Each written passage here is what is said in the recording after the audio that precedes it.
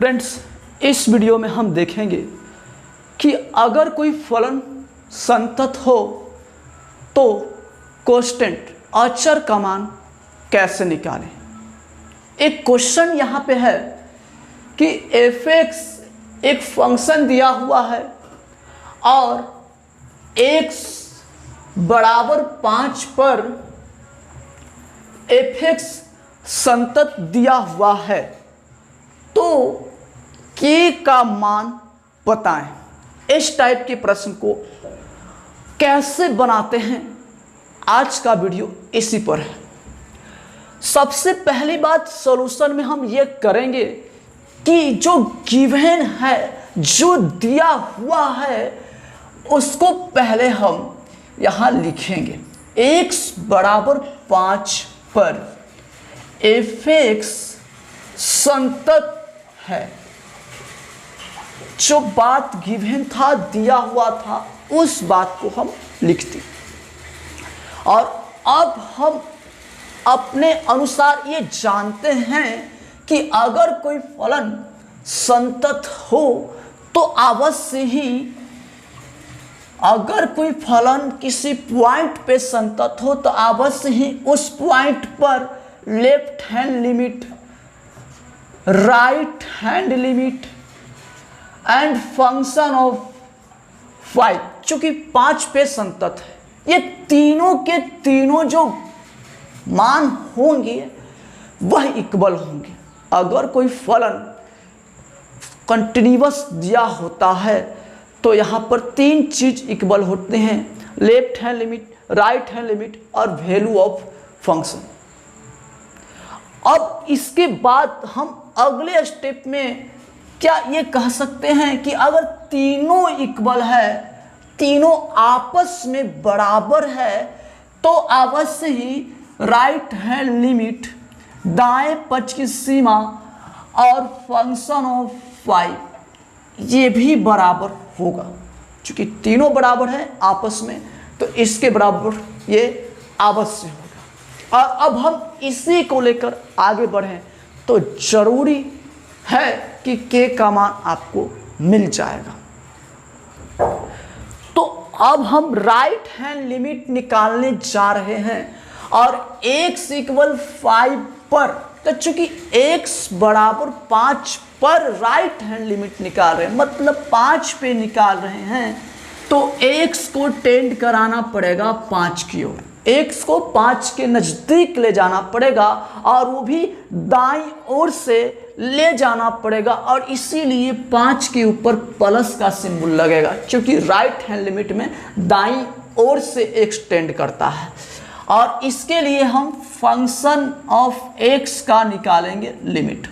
और अगर इधर बात किया जाए तो फंक्शन ऑफ 5 बहुत ही इजी वे में निकाल सकते हैं। फंक्शन ऑफ 5 निकालने के लिए फंक्शन ऑफ x चाहिए। अब फंक्शन ऑफ x इक्वल हम कौन सा फंक्शन ले, तो आप देखें कि आपने फंक्शन में x के स्थान पे, आपने फंक्शन में x के स्थान पे 5 का प्रयोग किया है। मतलब आप x को अगर 5 के इक्वल करते हैं, फंक्शन में x के स्थान पे आप 5 रख रहे हैं, इसका मतलब x को आप 5 के इक्वल करते हैं। तो अगर x 5 के इक्वल है तो वह शर्त आपका है फर्स्ट वाला, और इसके लिए फंक्शन आपको लेना है kx + 1।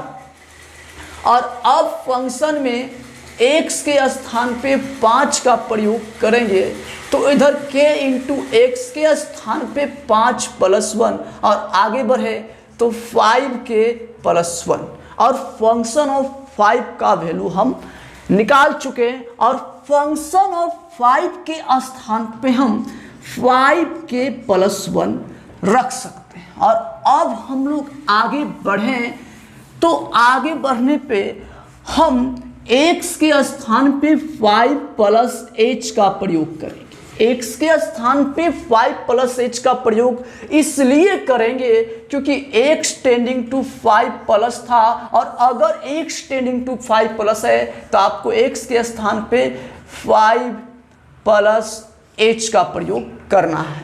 और अब हम निकालेंगे limit h tending to 0 function of 5 plus h। चूंकि इसमें x में फंक्शन होने के कारण x टेंडिंग कर रहा था, लेकिन इसमें फंक्शन h में आ गया है, इसीलिए h को टेंडिंग कराएंगे। और अब हम लोग नेक्स्ट स्टेप में चले तो हमें ना सबसे पहले इधर थोड़ा सा लिख लेते हैं, इक्वल 5k प्लस 1। हाँ, नेक्स्ट स्टेप में हम चले तो हमें चाहिए फंक्शन ऑफ 5 प्लस h।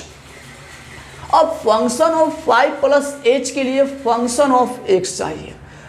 अब फंक्शन ऑफ x आप फर्स्ट वाला लीजिएगा या सेकंड वाला लीजिएगा, इसके लिए आपको देखना यह है कि आपने x के स्थान पे 5 प्लस h का प्रयोग किया है।